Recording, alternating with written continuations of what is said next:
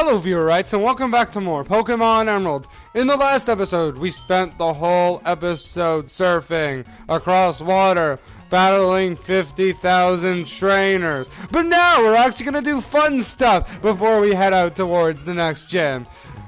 The Trick House.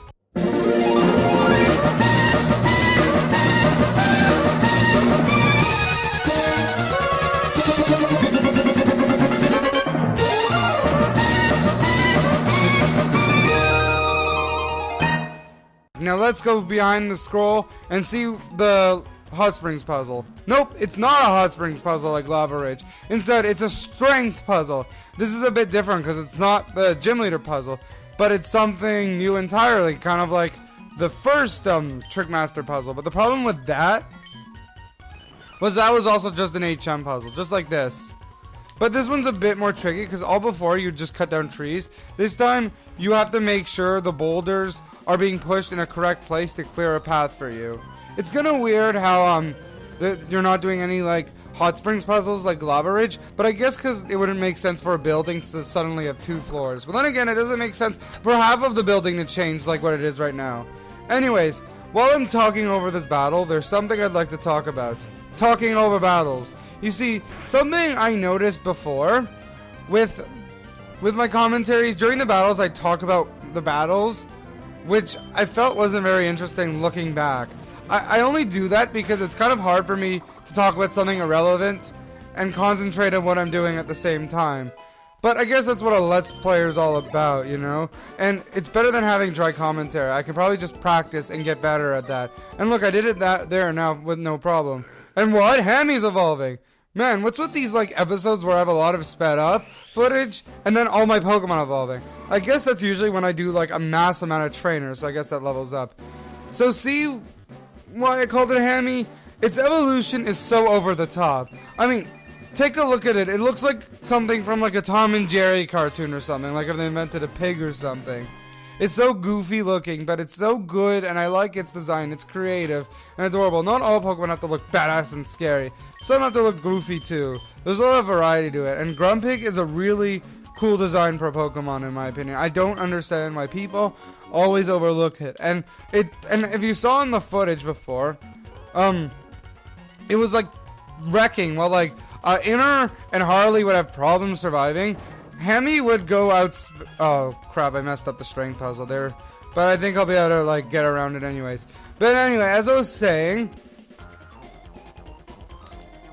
as Inner and Harley were struggling, Hammy managed to like be really quick without the speed boost like Inner, and it managed to like win a KO stuff. Granted, most of the Pokemon were Tentacles, and Hammy's a Psychic type, and Tentacles are Poison types.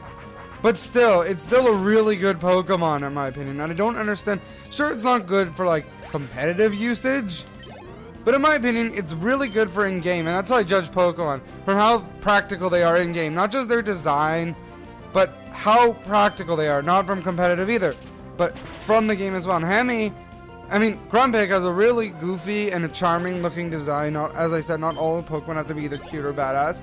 And it's really practical for the games. And therefore, I don't understand why people overlook it so much. And that's why I wanted to use it on my team. Anyway, I'll probably be cutting out the rest of these battles. I just like showing one per area. And I didn't really feel like my thought being interrupted. Even though I'm pretty sure we're done with all the trainers.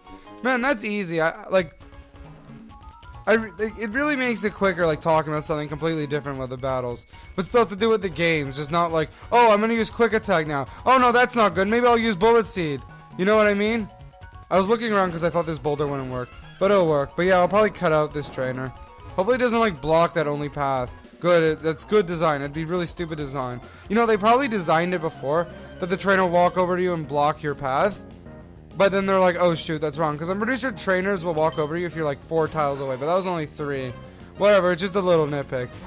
Anyway, I'm actually just going to show this battle because this is a grass fighting type and I'm a flying type and it's probably going to 1-hit KO it anyways. So there, boom, Bassa, boom, festival.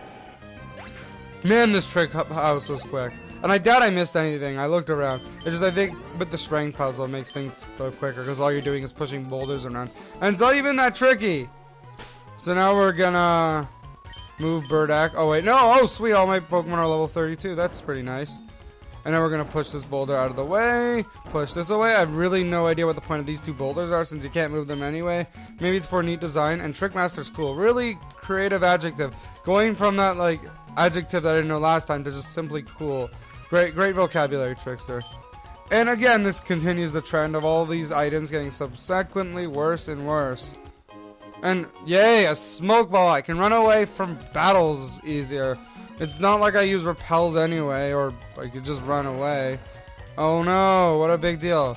Anyway, before we make progress and head to the next gym, there's one more thing I'd like to do. So I'll meet you guys back in Mauvile City.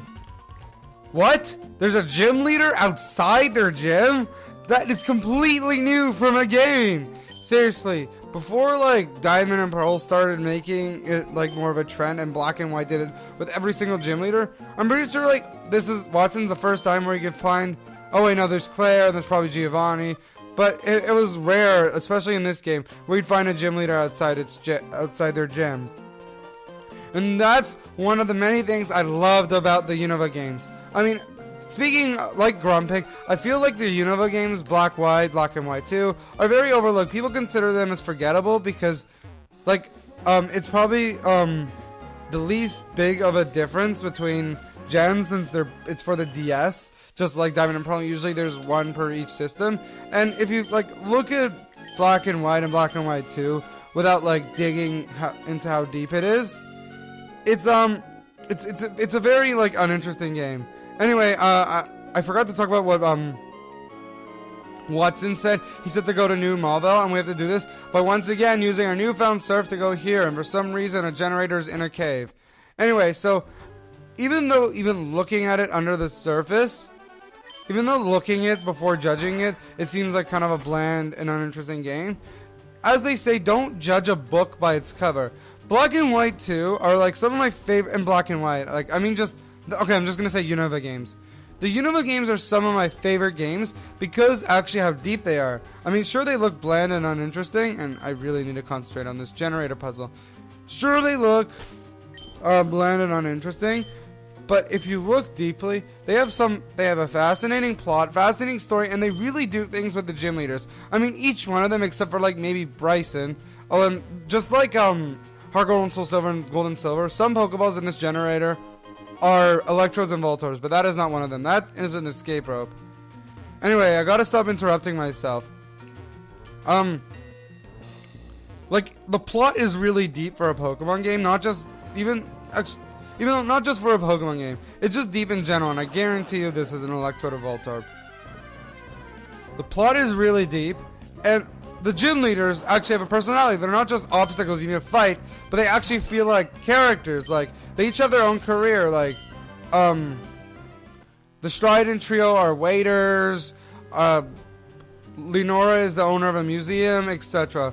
Well, like, most of the gym leaders don't feel any bland, and that's kind of a reason why I don't like X and Y as much as I love the Unova games, because those games just went back to basic Pokemon, but ooh, cool 3D graphics, and people praise them because I feel like people are more, and I just went in a circle, I feel like people are more into graphics than actual depth, and people are like, oh my god, X and Y are some of the best Pokemon games ever, because graphics, no, they weren't that great, they're just a generic, boring Pokemon game. Well, Black and White 2 felt progressive. They actually felt like something new in Pokemon. Even though it feels the same, it felt new because there's plot and character and gym leaders with personality and whatnot. And it introduced so many great mechanics I love. Like if you haven't noticed, I use repels a lot, and every time they expire, I have to go to the bag and then press it. But in Black and White 2, they introduced the way to, like, it just auto-renews it for you. And sure, that's in X and Y, but it was introduced in Black and White 2. It's such a special thing. And it may seem like a minor gripe, but I judge games based on how solid I like the gameplay. Even for the most minor reasons. Because it enhances it. And repels are something saves so much time by just pressing yes instead of having to go into the menu and press it. And it's just something that makes me love those games so much. And there's also stuff like you can like have many key items instead of just one, which is useful. And you can even have like You can even like register part of your bag, which is unfortunately gotten rid of in X and Y. Like, I'm not saying X and Y are bad games. I just was kind of unimpressed with them, even though I was hyping them, because I thought they'd feel like Black and White 2, but with, oh my god, 3D graphics, which is what I was excited for. But it just felt kind of boring. Felt like a normal Pokemon game. Well, the Unova games felt different, even though it looks the same. It felt completely different because I felt they didn't focus much on the graphics in the Unova games as much as all other Pokemon games, because they didn't have to make a new engine since it was still a DS. But oh my god, the bag is full, and can't go back to the PC. I really need to deposit more items. What can I deposit? I mean, throw away. Go away, mail. You know what? Every time I get a mail, I'm just gonna toss it. I've never had this problem before where I have too many items. Why is the bag so full? And now we're gonna click this to turn off the generator. You know, it's funny. I actually planned to talk about something different in this, while I was in the new mauvile navigating everything.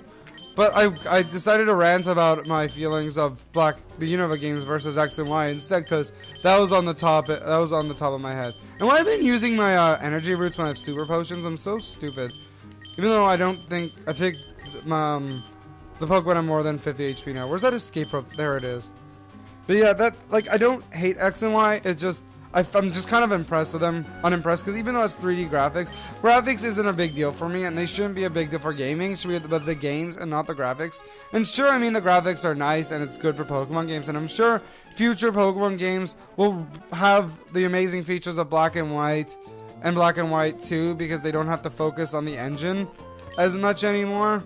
And they're just groundwork for future Pokemon games, but as games themselves, they aren't that great in my opinion. They're just normal Pokemon games, and they don't have anything special about them. Anyway, after that rant, we've finally done everything I wanted to do before we start making progress. Next time on Pokemon Emerald, we're gonna head towards the next gym, which is very unspecific, by the way, where to go. What I need from you guys? Nothing. Just don't forget to subscribe. See you guys next episode.